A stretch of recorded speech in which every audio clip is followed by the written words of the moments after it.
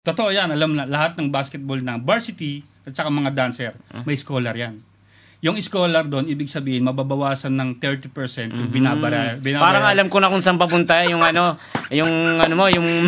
tuition.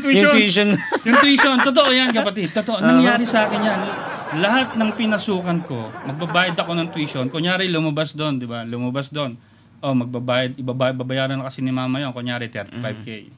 Buong taon na yon para wala na silang problema. Ang mangyayari doon, alam ko na yung pag nag-audition ka, sasabihin ng mama ko, hindi na, babawasan na lang natin yan kasi baka hindi ka na naman makatapos. Kasi alam naman ng mama ko na repeater ako eh. So ibibigay niya yung kalahati. Kunyari 30, 10, ganun ibibigay niya. I-half niya din bago ako makatapos. Para pag kunyari, katapusan pa lang para nagloloko na ako, hindi niya na ipupul kasi wala na nga ako kick out na ako. Ba't niya pa ipupul, di ba? So ang ginagawa ko noon, humihingi ako ng pera sa kanya pero hindi nila alam. Na scholar ka? Oo, na scholar ako kasi nagagamit ko sa sayaw. Parang naalala ko yung yung kaklase ko. Nagpapagawa ng peking resibo para malaki lang yung ibigay sa kanya, di ba? Uso yan, sa recto, kapatid. Sa recto, number 1 yan. Kabi nga ako peking resibo. Nasabihan niya ako ng ganyan. Pagawa ka ng ganyan, kapatid. Kasi ako, yung buhay ko, maikwento ko lang, maisingit ko lang to. Alam mo yung nakakahiya sa buhay? Yung totoo to, para maging aral na din sa lahat. Hindi pwede kasing panay forma. Totoo, hindi pwedeng panay forma, ito para sa akin dahil hindi ako nakatapos. Alam mo, nung dumating ako ng 19,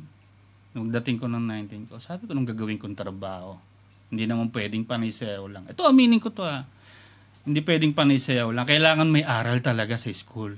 Kailangan kahit high school lang. Nag-aaral ka pa noon, nung 19 ka? Hindi, 18.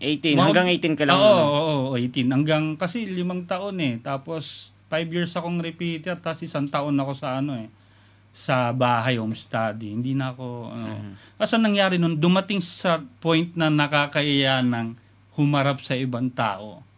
Kasi, baga nawawalan na ako ng nandun tayo, magaling ako sumayaw. Pero pagdating na sa, diploma,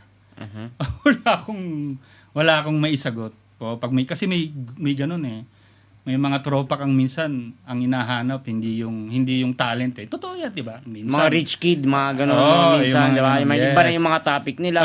Iba talaga. Hindi tsaka usapang diploma talaga. Hindi ka mananalo doon kasi alam mo naman wala. Huwag ka na ding magyabang kasi yun lang naman yung inabot mo. So sabi ko na lang sa isip ko, hindi pwedeng ganito.